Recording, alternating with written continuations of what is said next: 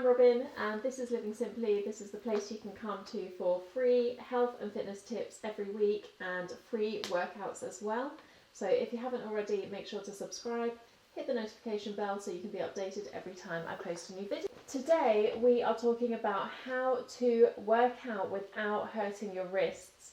So you might have noticed if you've recently started to work out or you've upped how much you're working out, that you get a lot of pain in your wrists, and it can be a bit of a problem because so many exercises need us to put our wrists in this kind of like awkward, push-up position that naturally puts a lot of strain on the wrists. Now, the first thing that you can do to protect your wrists is when you're actually working out, you need to just spread your fingers out as wide as you can. So whenever you're in a position where you've got your hands on the floor and you're using them for support, make sure that rather than being close together, your fingers are wide spread out. And then once they're spread out nice and wide, make sure that you're pushing into the ground through each and every one of your fingers, not just the palm of your hand, but through all of your fingers as well. And that will take the pressure off of the wrist and make sure that the weight of your body is being held up by your entire hand, not just like this part of your hand. The next thing you can do as well to help protect your wrists while you're working out is to not collapse through your arms. You know when you're in like a plank position, and sometimes we have a tendency to just to kind of sink our weight down through our arms, but really the muscles in our arms should be holding up the rest of the body. So it's about using the mind-muscle connection to really connect to the muscles in your arms and make sure that you're actively pushing up through the entirety of your hand.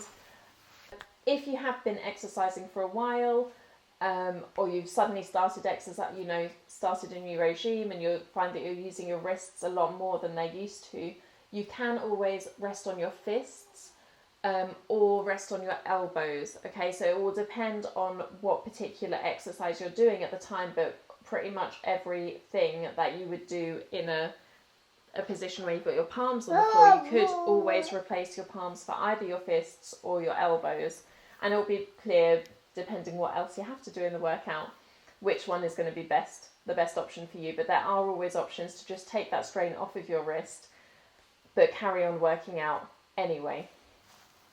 I would also say when you start working out, make sure that you build up the strength and resistance in your wrists slowly. So don't expect to be able to go from not working out at all and not really doing things with your hands and wrists to being able to do a straight half an hour workout full of planks and push-ups and all sorts of things like that. That's just not realistic. Your body needs time to adjust to the changes that you're putting on it. And it's fine, it will adjust, it will learn, it will get stronger.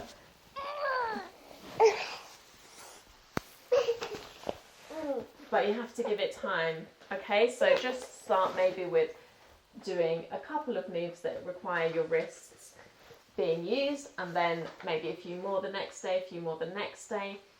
And take it slow, Sometimes it might be that you've used your wrists loads in one workout, so the next day you can't use them at all. That's also fine.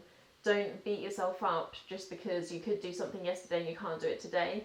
It doesn't matter. In the grand scheme of things, it's the consistency over time that will build up your ability to be able to use your wrists in your workout. And it's just like your workouts in general. You'll start off being able to do maybe 10 sit-ups.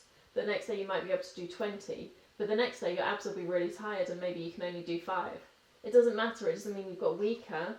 If you give yourself a rest day and then go back to it, you might find you can do 25 or 22.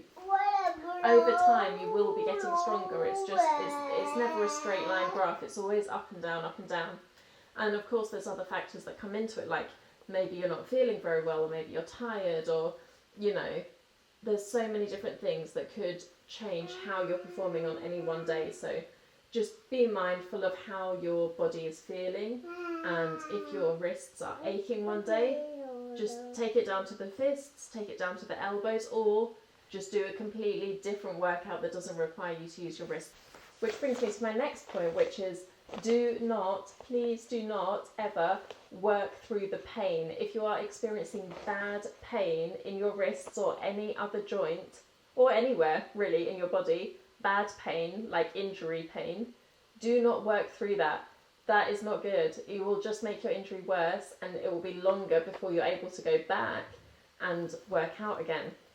So if that does happen, just be compassionate with your body. Like, if it does happen that you've injured yourself or you've strained your wrist, maybe putting some ice on it might help to bring down any inflammation. So there are also some wrist stretches that you can do. So if you are feeling a bit of discomfort in your wrists, and these are actually really good, even if you've not worked out but you have a job where you sit at a desk and you do a lot of typing, or you use your phone a lot, or maybe you do something like drawing, colouring, or baking, or something where you're using your hands a lot. It can feel really, really nice to use some of these stretches to just release all the tension from your muscles after the day. So it's just something you can do while you're sat in front of the TV. Feels amazing. If you are wanting to strengthen your wrists so that you can improve your workouts, there are definitely exercises that you can do that. So the muscles that control your wrists, they actually are in your forearm and also in your hands. So you could have a go at taking a dumbbell, or here I've just got the dumbbell bar. So something not too heavy, just light, and just doing small little lifts up with your dumbbell. And then you can turn it over and you can do lifts in with your dumbbell as well. And this will help to build up those muscles in your forearm, which will help to increase the strength and perseverance that your wrists can have. Another weird thing that you can do to help build up that resistance in your wrists is play with PlayDoh, or any kind of like soft, like maybe blue tack or whatever you've got, to be honest, some sort of balls, soft squidgy ball. This is just working out the muscles in your hands and getting them a bit stronger and a bit more supple and a bit more used to being used, and it will help to build up your resistance for when you then go and work out. So building your muscles, it doesn't always have to be some crazy big workout routine where you've changed your clothes and like nothing else is happening, you're just working out.